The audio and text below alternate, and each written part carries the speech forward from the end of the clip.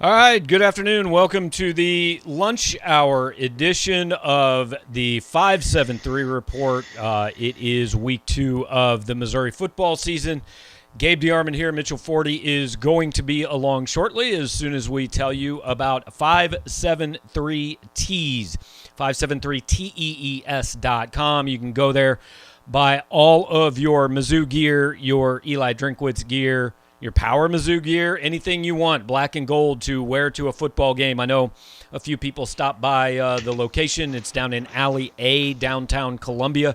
You can do that. You can go online at 573tees.com. If you go through the show page on Power Mizzou, you can even get a 10% discount. I believe that is still good on your first purchase. So as promised, Mitchell Forde is there. I do need to adjust him a little bit because he looks very large in your screen right now. I forgot to do that. There you go. See, we can move him through the magic of live streaming or television, whatever this is. All right, Mitch, let's start here. I think we have our first disconnect between Missouri fans and Eli Drinkwitz, because I think Eli Drinkwitz thinks Missouri's about to play a really good football team, and I think it's fair to say Missouri fans don't really think Kentucky's very good.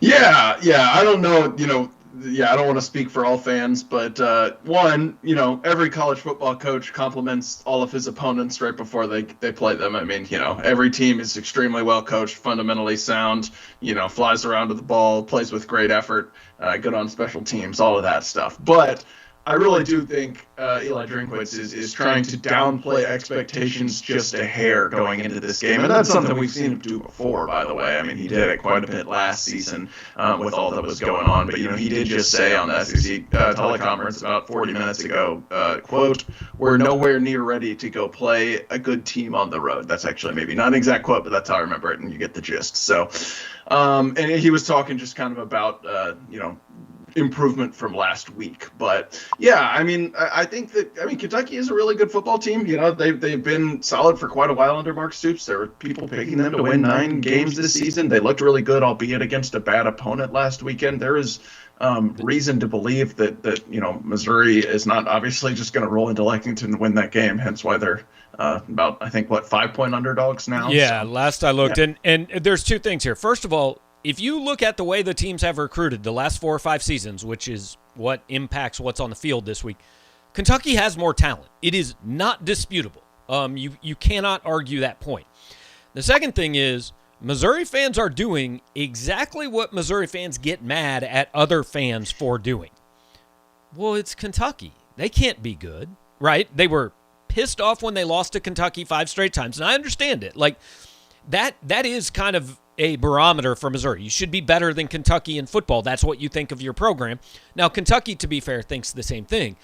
But Missouri fans get very annoyed, and I understand why, when they hear from Georgia or Florida or Auburn or whoever fans, well, it's Missouri. We're going to roll over them. They don't belong in the SEC. It's Missouri, no matter how good Missouri is. Don't do that to Kentucky, because it's the same thing you get mad at. I mean, I don't care what it says on the front of the jersey. Kentucky has been a better program than Missouri for the last 6 years, and Mark Stoops is in year 10. He's recruited pretty well. He's got a stable program. I think it's possible. I'm not going to say it's for sure, but it is possible that the one thing Kentucky has been missing, which is the ability to throw a forward pass, they actually have now. I don't know if they have it, but it's possible they have it. Eli Drinkwitz is in year 2. He is building this thing. It is not an insult to go to Kentucky as a 5-point underdog, but all offseason, I've seen a lot of, well, if we lose the game to Kentucky, then we're just not where this program needs to be. Well, that's just not right. Yeah, no, and Eli Drinkwitz said basically as much yesterday. He was asked about how important this game is, just kind of as a measuring stick between the two programs. It's not surprise and not a secret. I don't think that the winner of the Missouri-Kentucky game over the past few years has, gone on to finish higher in the SEC East standings. And he basically said, look, one, this is only week 2, so there's still a lot of games to be played. You can't, get too high or too low based off this game. But more importantly, that coach is in year 10. I'm in year 2. It's, hard to compare where our two programs programs are at right now. And that's exactly what you just said. And I get the attitude in some stance that, a lot of people had high expectations coming into this season, and those expectations absolutely are not going to be met if Missouri doesn't beat Kentucky. I think what we're trying to say is those expectations might not have been a little as realistic as, some people thought prior to last week. And Eli Drinkwitz is kind of saying the same thing. I also don't want to coronate Kentucky after beating Louisiana Monroe. I feel like we need to go on the record and point out how awful Louisiana Monroe is. They went 0-10 last year against an all-group of 5 schedule. They're extremely bad. I have quoted Eli Drinkwitz a number of times, and I can't remember what the question was that he was asked, but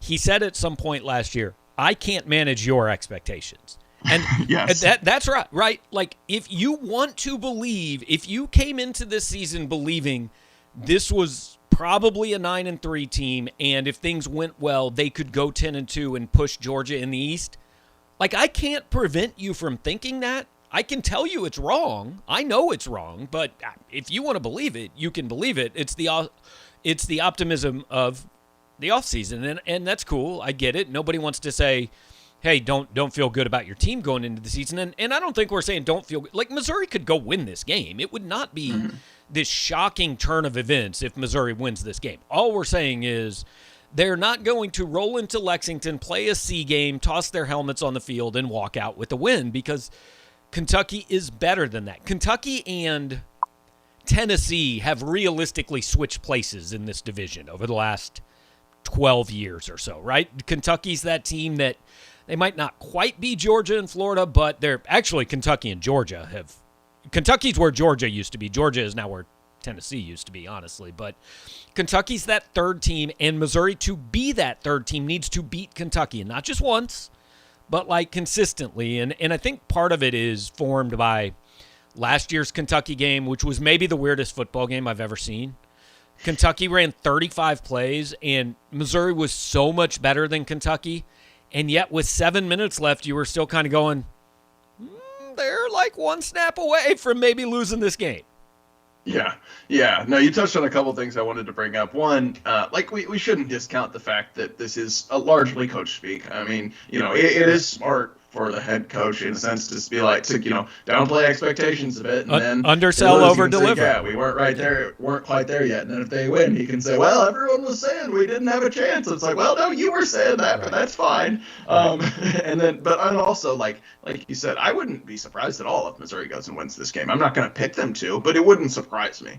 I think that the talent levels are similar enough. You could easily see it happening. Yeah. But yeah, I do think last year's game is, from what I understand, seeing some tweets and reports out of Kentucky world and listening to Mark Stoops a minute ago, they're fired up by last year's game. I think they thought they didn't play well, which they didn't. I mean, they had 108 total yards or something like that. It was bad. So I do think that'll be a factor. I also don't. I think usually we make too big a deal out of this type of thing, but I do think the fact that this is the first time in 2 years and the first time under Eli Drinkwitz this team has had to travel to a full house, play at night, road SEC environment, I think that could play a role here. No question, and they don't really know, or at least we don't know how they're getting there.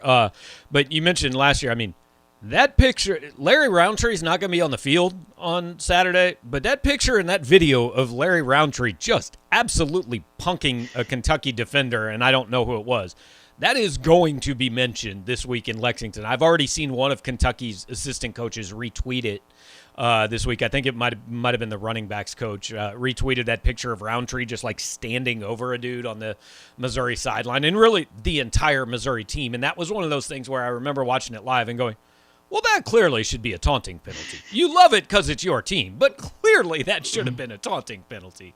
Ron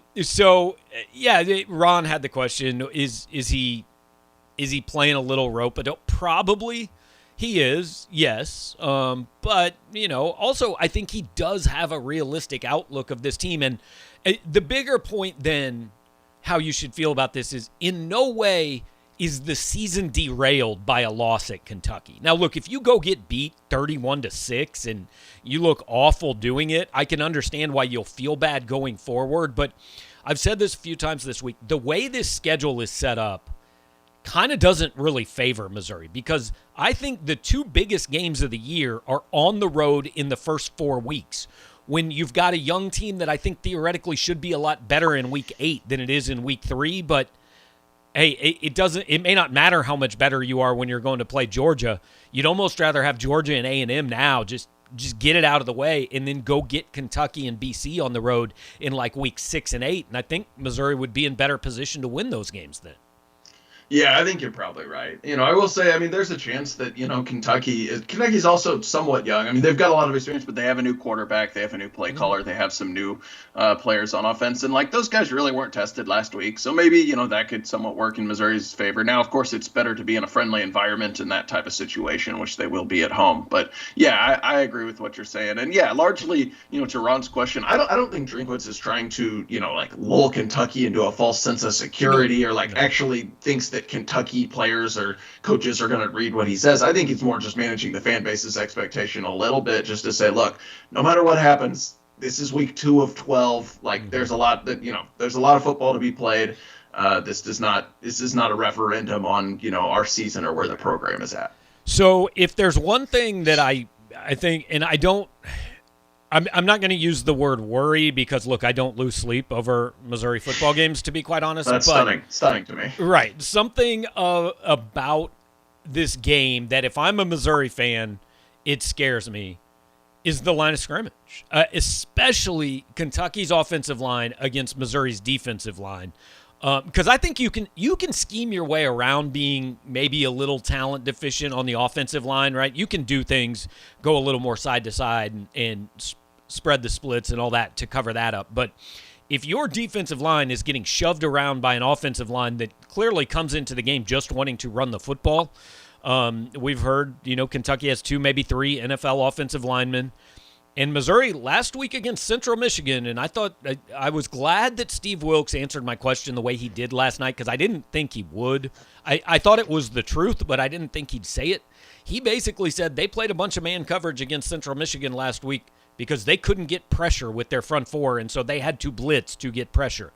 If you've got to do that against Central Michigan, first of all, I don't know if you can get to Will Levis in Kentucky this week, but second of all, you can blitz 6 against Central Michigan because you can cover the guys they have on the outside. I don't know if you can cover SEC receivers one-on-one consistently and give your guys enough time to get there. Yeah, I completely agree that the line of scrimmage is the big question mark for Missouri, and that's problematic playing Kentucky because that is where Kentucky has been at its best for quite some years now. Under Stoops, they've done a really, really good job on both lines. And yeah, specifically to the defense, I still do think that ultimately Missouri is going to dare Will Levis to beat them through the air. I think priorities number 1, 2, and 3 pretty much are going to be stop the run, because Kentucky not only, does it run the ball well, and it didn't have to run it too many times against Louisiana Monroe. I think they spent about the last quarter just kind of running out the clock, but their starting running back, Chris Rodriguez, still averaged like 6.5 yards per carry. But also they use that to set up a lot of that they do in the passing game. Liam Cohen worked under Sean McVay. That's his whole deal is, we make our running plays and passing plays look like we'll run it. And once we get the run going, we'll take a shot out of play action. And I still think stopping the run will be the big priority for Missouri, but I don't know if this, defensive front can do that. Like you said, they got pushed around for a lot of that game against Central Michigan, and Kentucky's offensive line is better than Central Michigan's. I guarantee you that. So yeah, that is definitely a major area of concern, I would say, for Mizzou fans. And it's not just the defensive line when you're talking about the run. Missouri's linebackers were caught out of position, over pursuing a decent amount in the first half last week. And Blaze Aldridge put up numbers, but he also put up those numbers very much because they were blitzing a lot. So when you're talking the running game and play action, especially, your linebackers are important. Play action is based on getting that linebacker or getting that safety to take one wrong step. You fake the ball to Chris Rodriguez. He takes one step forward, and the quarterback knows, okay, I got this guy here. With a linebacking core that struggled, I think, in that over pursuit a little bit. I'm sure they were amped up and all that, but they're going to be amped up for this one too, week 1 on the road. And bigger concern, Blaze Aldridge got a lot of the focus, but here's my thought on Missouri's linebacking core, and I don't think it's like revolutionary. I know we talked about it, but like without Nick Bolton next to him, Devin Nicholson might just be a guy. And he is He's an SEC player. He's just starting all that. But with the superstar gone, is the guy who looked, like a B-plus player now actually more of like a B-minus or a C-plus player because the A player isn't standing next to him. Yeah, I definitely think, like, the jury's still out, right? Right, week one, there's definitely a chance that a lot of this stuff could get cleaned up, so I don't want to bury anyone. And Devin Nicholson's going to get plenty of more opportunities to play because Missouri has no one else in that room. Yes. They have no depth. But, yeah, I mean, I do think that that's something we talked about last season where once Bolton went down, the whole rest of the defense, and, he still kept playing, but he wasn't 100%. The whole rest of the defense looked a lot more average, including Devin Nicholson. And, I think it kind of became the, like, trendy, like, look how much I know about football thing. The numbers don't always tell the story thing to like bash on Blades Aldridge after this week. Like, well, yeah, you're worshiping him because he got 6 tackles for loss, but he was out of position. And he was at times. I thought he over pursued for sure, like you mentioned. And that might just be part of, walking into a new scheme and just, if I'm going to make a mistake, make it full speed type of an attitude. But he obviously did some things right. I mean, He had 10 tackles. He had 3.5 sacks. Devin Nicholson did not make nearly as much of an impact on that game. I mean, most of the time when I noticed him, and I'm watching everyone in full speed and writing stuff down, but when I noticed Devin Nicholson, it seemed to be for the wrong reasons rather than the right reasons on Saturday. I think just you could pretty much lump Missouri's defensive front. We were talking about that into more of a front six. The front six obviously has to play better, particularly against the run than it did against Central Michigan, and probably has to rely less on blitzing to get to Will Levis. Cam brings up kind of another thing that I've seen a lot of Missouri fans mention since Saturday. They really seem to try to force the ball to Mookie Cooper on Saturday with poor results. Do you expect his touches to look like that all year in terms of screens and sweeps, or can he be a downfield threat? I mean, he can be a downfield threat. He is not a guy you're going to throw a jump ball like Kiki Chisholm or even Dominic Lovett. I'm not sure you send a 5'7" guy on a bunch of flag routes, to be quite honest with you. He is a little bit more of a guy that, hey, just get the ball in his hands. And Mookie Cooper's success is going to be largely determined by, can he make that first guy miss, right? Because a lot of times those jet sweeps, those tunnel screens, they may not be blocked perfectly. It's kind of like a punt returner. We're going to ask you to make one guy miss. And if you do, you may run a long way. So he's going to have to make that one guy miss. But, man, I don't... You want to talk about unfair expectations. The kid hadn't played a game in 3 years and had a week of practice. I don't know. I saw people talking about 100 yards and 1,000-yard season, and that's just not fair to that kid right now. Yeah, absolutely. I actually was surprised he got the ball as much as he did, to be quite honest with you. Yeah, 15 snaps, he got 7 touches. Right. We didn't even know for sure if he was going to play because he missed about 3 weeks of practice during fall camp. I mean, that's significant. So, yeah, I think, the jury obviously is still out. And I think there's reason to still be optimistic. I mean, clearly the coaching staff likes him enough to try to put the ball in his hands. And they say, look, we just want to get you the ball in space. We're going to let you do the rest. And, like you said, he hadn't played a game in almost 3 years. He is coming off of an injury that, maybe he's not 100%. I don't know, may have impacted his elusiveness a little bit. And none of that kind of, gadgety, like, misdirection, get the ball in space type of stuff worked. I mean, the little speed option play they tried to run, the screens, no matter who they were running them to, the jet sweeps. I mean, Missouri wasn't getting that going for anyone. I think, just the plays that took longer to develop like that, Central Michigan was kind of blowing them up. So I don't think it's necessarily, cause for concern with Mookie Cooper. It's just more so if you were expecting him to come in right away and be this, game breaker, maybe temper your expectations a little bit. And I think also what people aren't thinking about, I promise you the jet sweep to Mookie Cooper is at some point setting up,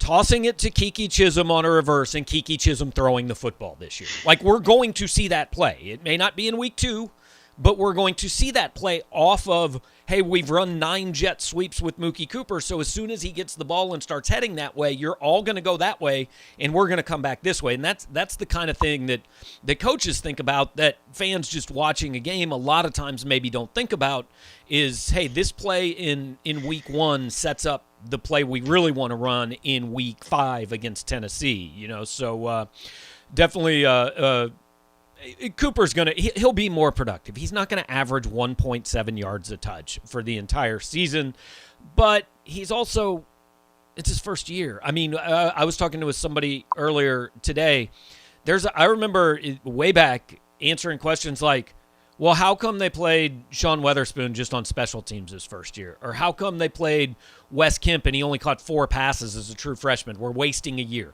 No, you're using this year to get him used to being in that game so that from day one as a sophomore, he is a star. And that's not to say he won't be a star at any point this year, but year one is a lot about setting up year 2 and 3. Yeah, absolutely. And I mean, that's just kind of goes back to the overall point we were making earlier about how, Mizzou and Kentucky are at different points of their program. I mean, a lot of the guys that, Eli Drinkwitz has brought in are freshmen or redshirt freshmen. So, they're going to need some time to get to the point where they're carrying the load. Absolutely. No question. Want to check in real quick. Midpoint of the show, maybe a little after the midpoint of the show, but remind you guys, 573 Tees is the presenting sponsor of this show. They did it all last year. They've been doing it all this year. A great partner of ours. They're actually producing some Power Mizzou stuff. I got to swing by and kind of check on that later this afternoon. We're giving some of those out for our prizes in prediction contests. So if you are any good at handicapping games, as Mitch and I were last week, we predicted perfectly what was going to happen at in the Central Michigan game. So you need to hope we're a little less adept at it this week, which is likely because we had one good week. We're not likely to have another one, but 573 Tees has a good week every week. You guys can check them out online, 573tees.com. You can go into the actual physical location in downtown Columbia. It's in the alley between 9th and 10th Street. The best way I can describe it is it's right across from Shortwave Coffee. If you know where that is, if you don't, just Google it. Open up your maps. You'll find it. It's not super hard. And say hey to those guys and support a Power Mizzou partner. Pick up a shirt. Everybody needs new threads to wear. And speaking of which, I mean, we're only like 48 hours away from the uniform reveal, so that's the best part of the week. The second best part of the week is discussing what Missouri's new walkout song should be, apparently. I didn't think we could find something I cared less about than what uniforms they wear, but I might actually have found something I care less about than what uniforms they wear. See, I disagree. Definitely the best part of the week was the great Bratwurst versus Kielbasa debate. Yes. Those of you who are on the message boards know what I'm talking about. That's the discussion that has its own wing in the Hall of Fame. You can't discuss that with other discussions. Yeah. But you have any big song preferences, Mitch? No, I really do not. I agree with the point you made earlier, which is that like anytime you try to force something to become a tradition, it's not going to work. Like you got to have a good team, and then it's gonna I don't know, it'll work one time, or you'll see a good response to it one time at a game where you already had a good crowd there, and then maybe it'll catch on. Like that's how these things happen. Colby's asking about Trayvon Ford if he's still hurt. I mean, we saw him walk off the practice field yesterday. He appeared to practice. Yeah. I just think he's not going to play this year, whether that's health-wise or I think he's going to redshirt this year. Yeah, we'll get an injury report tomorrow. No idea how accurate that'll be. He was listed as out last week and he didn't dress. He was in full pads walking off the practice field yesterday. So yeah, we'll see. I don't get the sense he's come particularly close to like scratching the too deep. Yeah, I agree. Considering his struggles with the deep ball, will Kentucky stack up against the run and force Bazelak to beat him downfield? Maybe, but I'm honest. I'm not sure that's the approach I take against Missouri because I'm not convinced Missouri can line up and run the ball down the throat of an SEC team, really. I'd rather force them to beat me 6 yards at a time than give them something like Boo Smith had on the first play of the game. And I didn't think Bazelak was terrible on the deep ball. The second one to Boo Smith was over the wrong shoulder. That wasn't a good throw. The ones to Lovett were decent. I mean, they were maybe catchable. Yeah, I agree. I actually thought Bazelak played fine. I thought he got more heat than he probably deserved for the Central Michigan game. Yeah, he missed the second one to Boo Smith, and he admitted that after the game. But, I mean, 1 of 2 on those, 50-ish yards passes, that's really not that bad. He had a nice deep-ish, 20-ish yard pass to Towski Dove on that drive that set up the Mevis field goal at the end of the first half. I thought definitely the Lovett one down the sideline was catchable if Lovett had been able to use two hands. It wasn't a bad throw by any means. So yeah, I think, maybe your priority is stopping the run against Missouri, but I don't think you sell out to stop the run. I don't think you stack the box or anything like that. And probably Kentucky, doesn't feel like it has to. I mean, it's got a good defensive front. So, you would think they could play a fairly, base look. Obviously, I'm sure they'll throw some wrinkles out there, but I don't think you're going to see them stacking 8 guys in the box or anything like that. No, not at all. Ed wants to know how good's Kentucky. The polls have them barely getting any votes. Polls are worthless at this point in time, right? LSU was number 11. I mean, that's dumb. Oklahoma, I don't know where they are this week, but they've if we're just doing, hey, what happened on the field, Oklahoma should be unranked. I'm sure they're in the top 6. So polls are dumb and not a judge of how good they are. I mean, I think Kentucky's, pretty good. It could be a bottom half of the top 25 team at the end of the year. That a fair expectation, you think? I think that's fair. Yeah, I also think the answer really is we don't know, and that's why I've said a few times I would not be stunned. I'm not trying to say Mizzou is walking into some impossible situation. Right. I would not be just stunned if Mizzou goes and wins because I don't know how good Kentucky is. They beat up on a really bad team, and yes, they did what a good team is supposed to do against that bad team. But I think this will be a much more representative test. I mean, I view this game as if they both play an A game or they both play a C game or whatever. I think Kentucky wins because I think on a neutral field, just match them up man for man. Kentucky's a little bit better right now. But if Mizzou plays an A game and Kentucky plays a B game, Mizzou can win that game, right? I mean, it's not a mismatch. Yeah, no, I would agree. Aaron is from Albany, Georgia, wants to know about Jamie Pettway and kind of where he's fallen short. And look, we can't answer exactly why he's not on the field. All we can answer is there were about, I think it was 9 linebacker snaps that were not taken by Blaze Aldridge or Devin Nicholson, and those were all taken by Chad Bailey. They have about 2.2 linebackers they feel comfortable with, I think. Yeah, and maybe one of the 2 true freshmen will get there, but obviously just getting the campus not there quite yet. Yeah, I mean, I couldn't tell you specifics as to what's going on with Jamie Pettway, where or if he's struggled, but I mean, clearly he's he's not getting on the field at a position where there is opportunity. Yeah, kind of along the same lines. Peter Kahn is asking if Sean Robinson maybe gets a look as a little bit more in the box safety. I mean, he did that late. That looked to. There were a lot of times Martez Manuel was still doing that, I thought, on Saturday, where he was creeping up a little closer to the line of scrimmage than maybe a lot of a traditional safety would. Yeah, I thought it was interesting how they used Sean Robinson. I kind of tried to ask Steve Wilkes about this yesterday. It maybe wasn't the best phrased question. He just kind of talked about how Sean Robinson is a good player. But I was trying to get at what situations can he help you in? How does that give you flexibility? I from what I looked like to me, they were putting him at that nickel spot. Mm-hmm. Just to maybe go with some heavier personnel in situations where they thought it might be a run, or maybe if he's covering a tight end or something instead of a third receiver.